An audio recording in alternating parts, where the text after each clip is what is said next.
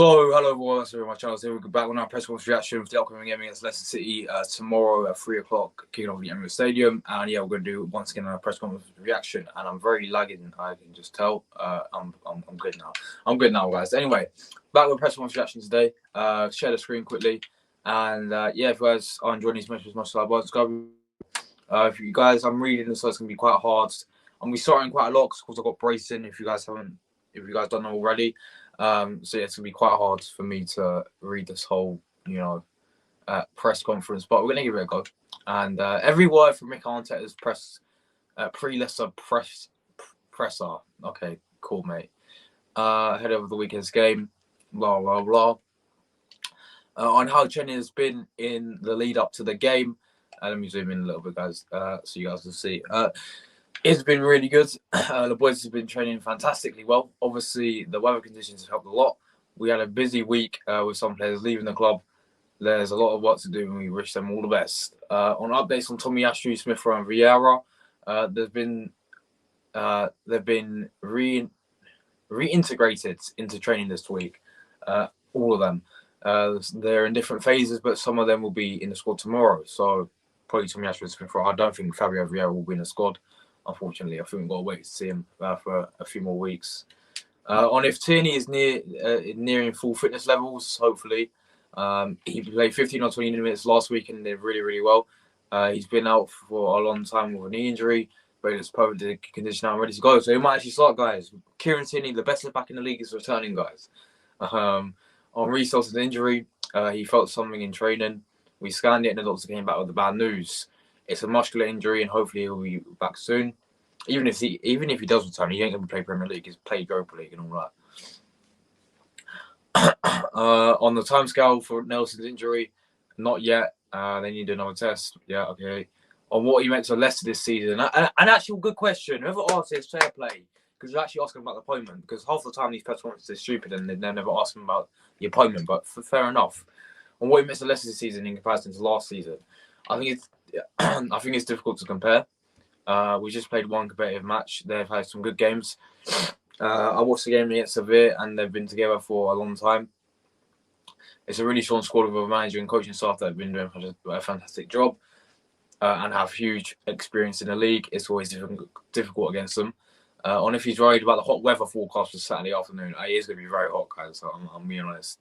It's the conditions and the context of the game. We're going to have to adapt to it. We know we're going to have a water break and get players in the best possible condition to adapt to it.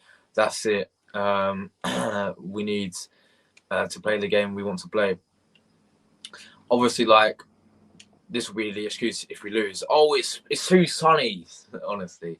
On if he'd changed his approach based on the heat. I mean, seriously, the approach. Jesus Christ, mate.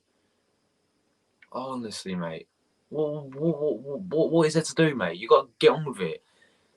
He's gonna give him all fucking ice before the game or something. Oh yeah. Oh, here you go, Tomiyasu. Have an ice lolly to cool down a little bit before the big game against Leicester City. Honestly, what is he actually gonna do to the approach again? Give him all fucking ice lollies. I generally don't get it. We have to adapt. Yeah, I'm not gonna read that. I can't be asked to read that. On how important having 5 subs will be, I think it'll be very important. It really helps. It's really helpful and gives the squad and individual players many more chances and hope to participate in matches.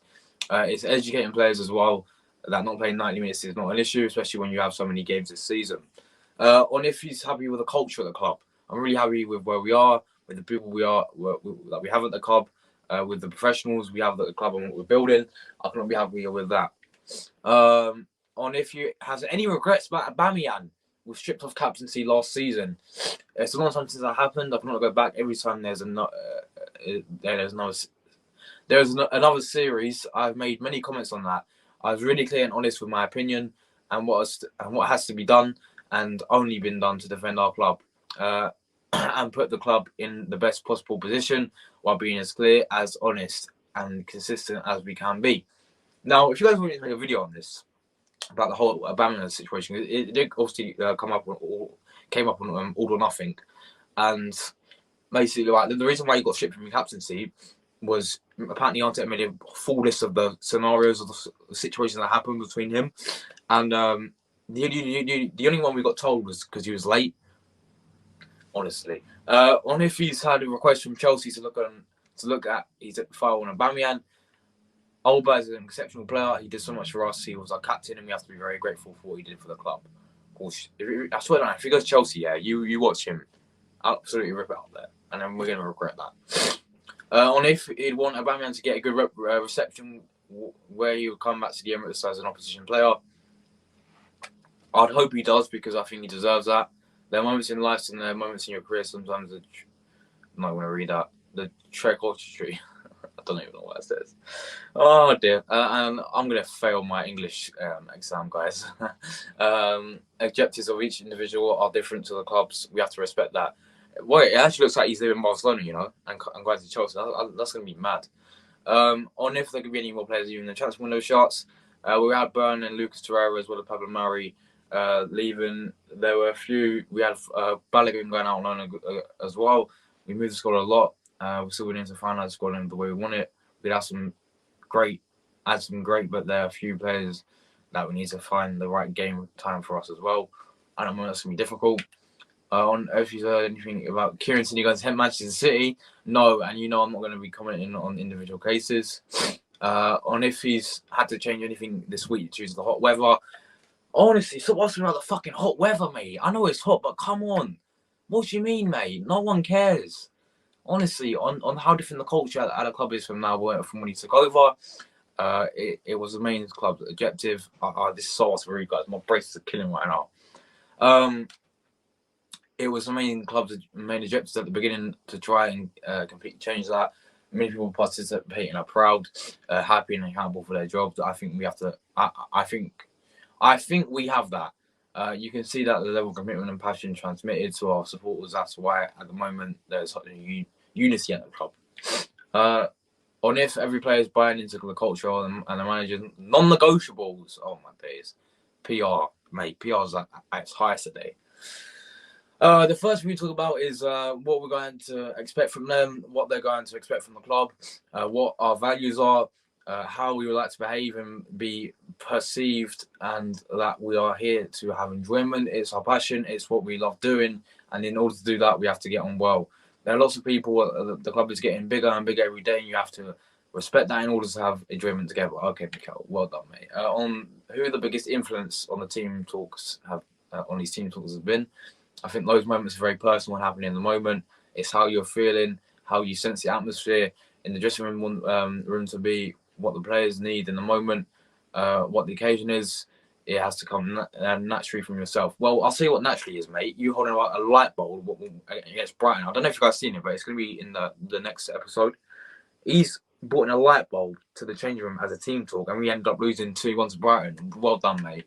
On his favourite memory of the first 30 Premier League, on his favourite memory of the first 30 years of the Premier League, that's a big question. I think as a club, that invincible season, okay, yeah, we know. On Keegan Williams had our feet on the ground.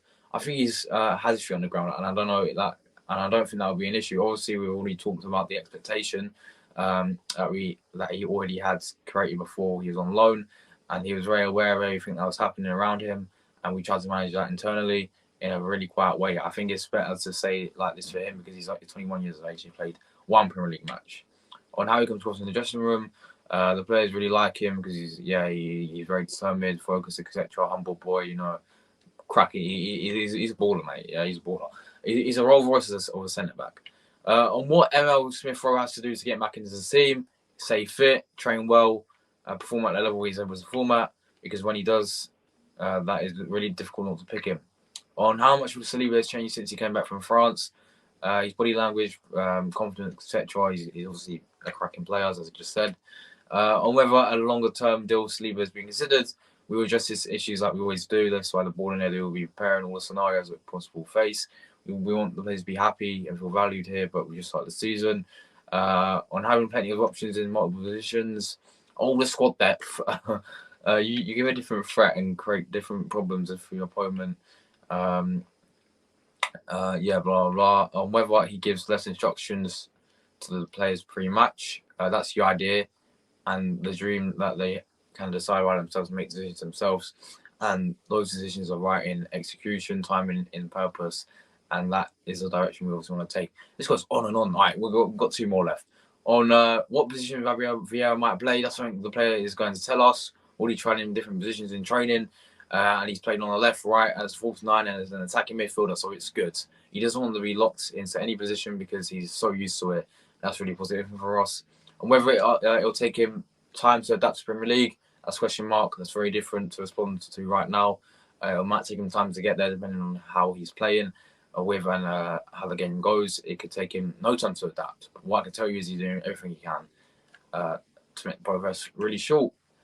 There we have it, guys. That was very hard to do because my brace is killing right now, even talking like this. So you can see I'm struggling.